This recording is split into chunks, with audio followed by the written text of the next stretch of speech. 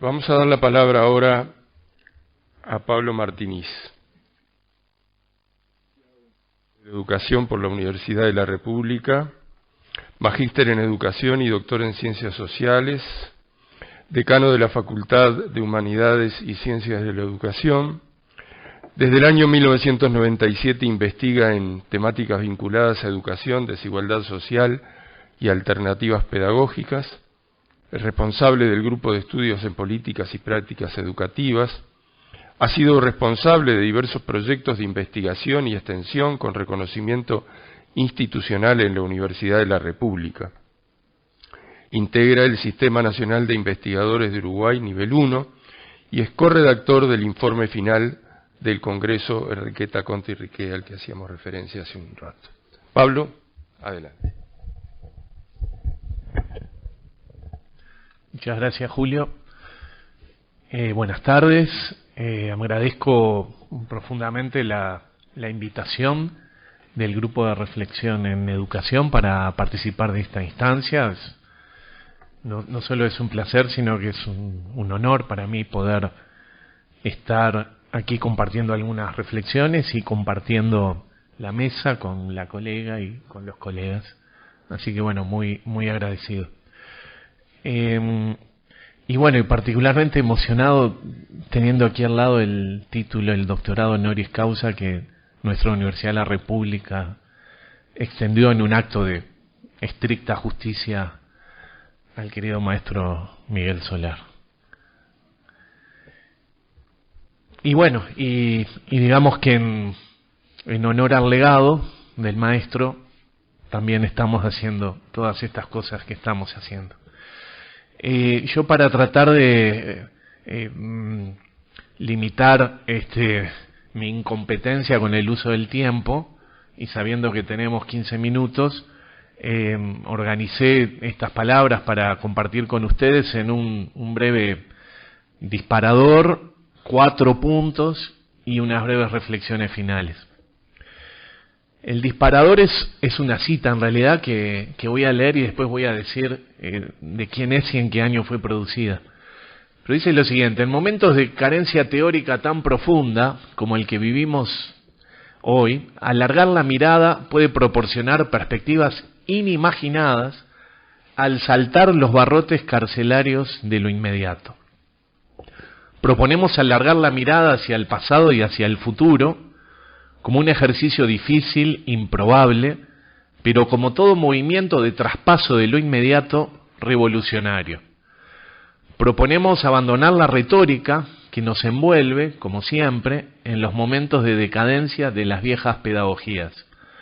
Se trata de escuchar las preguntas más frecuentes y aparentemente sencillas de los estudiantes, de los padres y de los maestros y de las maestras.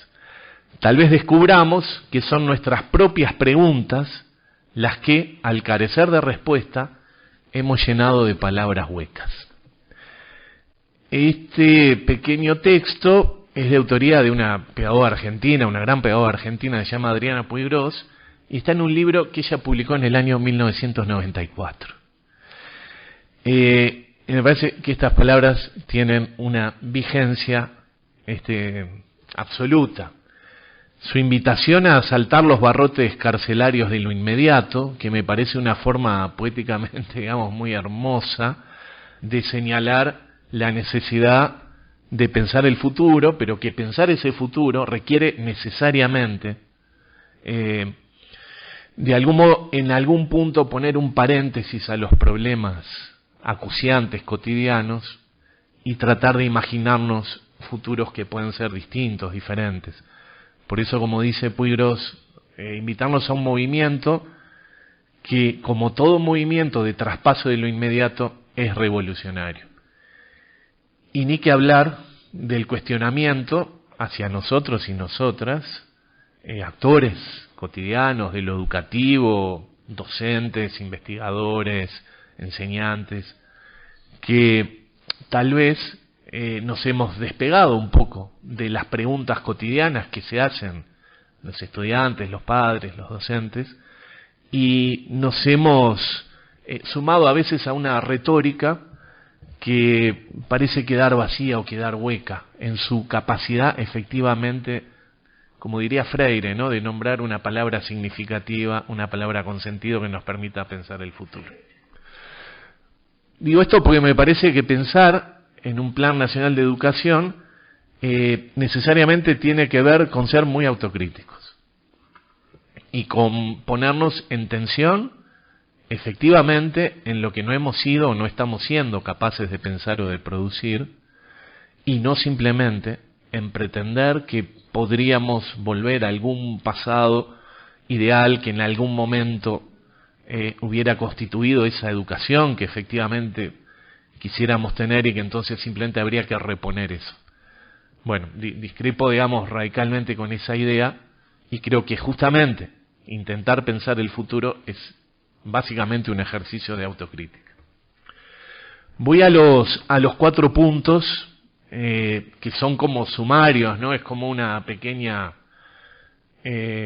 agenda temática vinculado a la respuesta afirmativa, por supuesto, a lo que nos está poniendo el GRE como pregunta. ¿Es posible un acuerdo social? Bueno, partimos de que tenemos una respuesta afirmativa. Entonces, el primer punto es que esta respuesta debería basarse en un gran acuerdo entre quienes visualizan el rol de la educación pública como un rol central en la educación nacional y quienes visualizan al Estado como garante del derecho a la educación. A mí me parece que este es el piso mínimo a partir del cual es posible pensar esos acuerdos, pero creo que estas dos formulaciones son dos formulaciones muy caras en general a nuestra ciudadanía, más allá de cortes partidarios. Uno podría recuperar inclusive algunas discusiones que se dieron en el medio mismo del proceso sobre el referéndum vinculado a la ley de urgente consideración, dentro de quienes defendían la permanencia de esta ley, pero que lo hacían desde perspectivas conceptuales diversas, y que me parece que a veces no hemos valorado esto suficientemente. Recuerdo, por ejemplo, cuando se discutía acerca de la eliminación de la obligatoriedad en la inscripción, ¿no?, la obligatoriedad de los padres de inscribir a sus hijos en un centro educativo. Recuerdo que había algunas defensas que iban en el sentido de decir, no, eso hay que eliminarlo porque es inconstitucional. La Constitución prohíbe absolutamente avanzar por ese camino, lo cual corresponde ciertamente a una mirada política ideológica específica. Pero había otros que pretendían defender el mismo argumento, señalando que en verdad no importaba que se quitara de la ley porque estaba garantizado en el Código de la Niñez y la Adolescencia, con lo cual reconocían que era importante mantener la obligatoriedad, ¿sí? Y ciertamente el argumento era bastante contradictorio con el que señalé en primer lugar. Todo esto dentro de quienes defendían el proyecto mejor dicho, la ley de urgente consideración. Entonces, con esto lo que quiero decir es que los matices son mayores de los que a veces estamos dispuestos a reconocer en lecturas quizás un tanto acotadas de las diferencias políticas, y que esto a mí me hace pensar en posibilidades de acuerdos más amplios. Por supuesto, en la línea de lo que está también planteado en la Ley de Educación, entendida la educación como un derecho humano fundamental y un bien público y social, que entonces es un derecho de los pueblos. Y en este primer punto lo ubicaría centralmente la reflexión acerca del lugar de la educación en una estrategia nacional de desarrollo. Creo que no podemos pensar la educación, y bueno, en esto el maestro Soler siempre estuvo muy claro, encerrada sobre sí misma, sino como parte de un gran proyecto nacional. Y en esto es muy claro, ¿no? Si el modelo de desarrollo al que uno está apuntando es un modelo de desarrollo basado en la venta de servicios y en una incorporación muy poco intensiva del conocimiento en los procesos productivos, entonces uno en realidad precisa educar solamente al 25% de la población, que será la que tenga que ver con algunas cosas de punta, pero en realidad el resto de la población puede tener muy bajos niveles educativos, porque lo que se va a estar ofreciendo como posibilidades de inserción laboral y de participación social requiere, en verdad, competencias muy básicas. Ahora, si lo que uno está pensando es un proyecto nacional de desarrollo que incorpora intensivamente el conocimiento en los procesos productivos y en los procesos sociales, uno necesariamente requiere, y acá viene lo central, que el 50% de la población con menor nivel educativo tenga de todos modos un nivel educativo significativo, ¿sí? Entonces, por supuesto que a distintos modelos de desarrollo responden distintas posibilidades de pensar la educación. Yo me voy a escribir a esta segunda. Nosotros necesitamos pensar en términos universales el desarrollo del reconocimiento al derecho a la educación, porque también necesariamente vinculado a esto estamos pensando un proyecto de desarrollo nacional que incorpora muy fuertemente el conocimiento, no solo en el aspecto productivo, sino también en el aspecto vinculado a las relaciones sociales cotidianas, a la cultura, etcétera. Entonces esto como primer punto. Esto nos marca, por supuesto, entonaciones diversas, ¿sí? Lo segundo que me interesa marcar, ya me parece fue muy claramente dicho por Silvia y estoy seguro que Walter lo va a retomar en la propuesta metodológica, así que simplemente lo voy a enunciar. Por supuesto, un horizonte de mediano plazo con objetivos, acciones y metas que sean claramente definidos y evaluables. No sigo por ahí porque sé que se va a desarrollar esto. Un tercer punto, una vía de entrada a intentar aterrizar alguna de estas cuestiones podría ser pensar sectorialmente, quiero decir, dentro del propio sistema educativo, ¿no? Entonces yo decía, bueno, pensar sectorialmente. Bueno, primero, un prerequisito. Pensar un plan nacional de educación debería estar vinculado a un plan o una perspectiva más amplia vinculado al desarrollo de la infancia y de la adolescencia, ¿sí?, en nuestro país. Y si empezamos a pensar, digamos, en términos de medianos plazos, uno tendría que estar pensando en el 2050, ¿sí? Y necesariamente un gran acuerdo nacional sobre estos temas debería estar basado que en este país, en el 2050, no existiera la pobreza infantil, como un requisito básico. La eliminación de la pobreza infantil. ¿Qué quiere decir la eliminación de la pobreza? ¿No? Porque básicamente nosotros tenemos una concentración de pobreza en la infancia. Este es un punto clave. Ahora, esta no es una meta idílica o una meta que uno dijera, bueno, es voluntarista. Esto responde a decisiones políticas de distribución de la riqueza, pero no es una meta que este país no pueda enfrentar en un mediano plazo. Yo creo que antes del 2050. Esto claramente debería estar en la tapa de cualquier plan nacional de educación. Y esto supone entonces, ¿no?, planes más amplios en términos de infancia y adolescencia. Es un prerequisito. Luego, si uno piensa sectorialmente, uno tendría que poder decir, bueno, en un mediano plazo este país debería universalizar la educación entre 3 y 5 años con propuestas diversificadas en función de distintas realidades sociales, culturales de las poblaciones a las cuales se dirige la educación. Esto debería estar muy claro como objetivo. Si uno piensa en educación primaria, uno debería decir necesariamente en este país la educación primaria debería poderse cursar en los 6 años que están marcados curricularmente, con acompañamientos oportunos y adecuados para aquellos niños, niñas que presenten determinadas dificultades.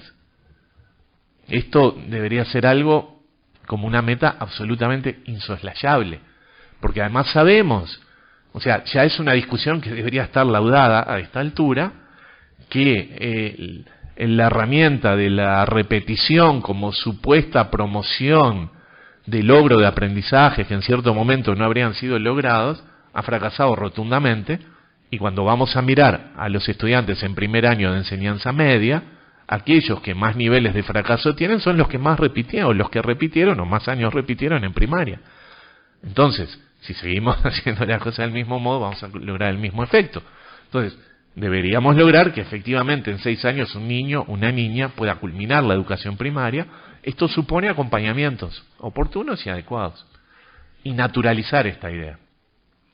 Educación media, una efectiva convergencia de trabajo manual y trabajo intelectual, ¿sí? Como ya estaba planteado en la ley del 2008. Efectivamente, la ley del 2008 señalaba esto. Y un énfasis en convivencia y en trayectorias vitales. Deberíamos estar pensando un sistema de educación media que tome los temas de la convivencia y los temas de las trayectorias vitales de los adolescentes como un tema clave, pues no se trata solamente de formar a alguien que sea competente en ciertos ámbitos del conocimiento, sino de colaborar en construir una persona. Y esta etapa de la vida sabemos que es clave. Y basta escuchar a los gurises en las ocupaciones que han hecho en distintos liceos, cuando plantean sus reivindicaciones, y dicen, un problema que nosotros tenemos es el suicidio de nuestros compañeros, compañeras. Entonces, ¿cómo no incorporar, no la prevención del suicidio, sino el acompañamiento, la convivencia y el desarrollo de trayectorias vitales en estas etapas de la vida? Y por supuesto pensar en salidas de la educación media que habiliten el acceso al mundo del trabajo, pero que también tengan una interfase clara con la educación superior. Ciertamente deberíamos ir a una continuidad, digamos, en nuestra educación que permita que pasar de bachillerato a la enseñanza superior no sea un salto al vacío y que efectivamente podamos tener interfaces razonables, digamos, para estos procesos. Y en educación superior, yo creo que lo que debería estarse planteando el país y debería ser parte de un plan nacional de educación es la instalación de la educación superior como un derecho reconocido por ley, ¿sí? Esto supone generalizar la enseñanza avanzada, ¿sí? Por lo que decía al principio, en función del plan de desarrollo nacional que uno se esté planteando. La generalización de una enseñanza avanzada, superior, en distintas áreas, en distintos aspectos, necesariamente debería estar contemplado, digamos, en esta propuesta del plan. Un segundo punto vinculado a la educación superior, el acceso a las universidades y a la educación superior, entendido el tema del acceso y del derecho a la educación superior en un doble componente. El derecho a acceder de parte de los jóvenes a la educación superior, pero el derecho de las comunidades de ser sujetos activos de los beneficios que puede generar esa educación en los distintos territorios. Quiero decir, lo que comúnmente llamamos como acciones vinculadas a extensión universitaria o desarrollo en el medio. El derecho a la educación tiene que ver con el derecho a acceder a la educación superior, pero también con el derecho de las comunidades de recibir de las universidades contrapartidas a través de distintas formas para solucionar los problemas de la vida cotidiana. Esto también tiene que ver con el derecho a la educación superior.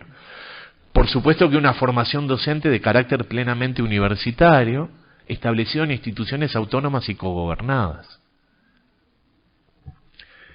Y una educación, finalmente, a lo largo de toda la vida, que suponga diversidad de acciones educativas que impacten en la vida cotidiana de los sujetos. Poder pensar con mirada educativa otros procesos sociales que van más allá de la inserción en el propio sistema educativo. Y termino con dos apuntes, tres de reflexiones. A mí me preocupa muchísimo que al pensar estas cosas no quedemos relegados en posiciones defensivas de las mismas situaciones o condiciones escolares que muchas veces son restrictivas para hacer valer los derechos. ¿Sí? Si nosotros no podemos hablar de los problemas que tenemos en la educación, de los cuales muchas veces somos actores cotidianos, otros lo van a hacer. Entonces, insisto en el concepto de que pensar en un plan nacional de educación es poner en discusión las propias bases también desde las cuales estamos haciendo y pensando la educación. Digamos algo así como una memoria crítica, que no quiere decir echar todo por la borda, pero quiere decir ser críticos con nosotros mismos y podernos preguntar qué hemos hecho mal. En nuestro país se instaló hace ya algunos años el significante pensar fuera de la caja, que básicamente fue diseminado a partir del plan Ceibal, ¿no? Que la idea que planteó fue que, bueno, que hay que trascender arcaicas formas escolares y de algún modo sustituirlas, en algunos casos, por intervenciones tecnológicas que se supone estarían sustentando procesos de innovación, ¿no? Y a mí me parece que pasamos de una caja definida materialmente a una caja definida tecnológicamente. Uno, bueno, podría hacer una larga discusión por ese lado. La pregunta que a mí me gustaría dejar instalada es: ¿cuál es nuestro equivalente a pensar fuera de la caja desde una perspectiva de educación como bien público y derecho social? Que no es la salida tecnológica. Por supuesto debe incorporar la tecnología. Pero ¿qué más hay que repensar para salir de la caja? Reflexionar, debatir, concebir y poner en práctica experiencias que nos permitan avanzar en esto requiere tiempo. Y a veces tiempo parece que es lo que no tenemos, porque hay que responder a las urgencias de lo cotidiano. Ahora, esto es lo que nos viene a plantear el GRE. Tenemos que tomarnos un tiempo para pensar estas cosas.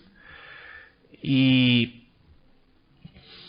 desde esta memoria crítica, y cierro con esto, repensar y construir horizontes. Por ejemplo, si yo estaba pensando al 2050, ¿realmente pensamos que la forma escolar tal cual actualmente está organizada va a poder seguir siendo efectiva como principal forma de educación? ¿Creemos eso? Hay quienes están pensando que no, y lo piensan desde utopías tecnológicas. Y hay grandes corporaciones, bueno, el concepto de capitalismo de plataforma, además viene a decir, bueno, en el 2050 la educación va a ser un problema tecnológico, ¿sí? Y un negocio tecnológico. Bueno, mi pregunta es, ¿cómo nos posicionamos nosotros frente a esto? ¿Nos posicionamos pensando que el 2050 va a ser igual que hoy, o igual que hace 50 años? ¿O qué otras formas somos capaces de pensar o de concebir para garantizar una educación masiva, ¿no? Y que nos permitan empezar a hacernos cargo de esto? Si vamos a pensar en un plan nacional de educación, tenemos que asumir este desafío, pues si no, realmente corremos el riesgo de quedar entrampados en una discusión atemporal donde otros, desde otras posiciones, ya están tomando decisiones para reorganizar esa educación del futuro. Bien, muchas gracias.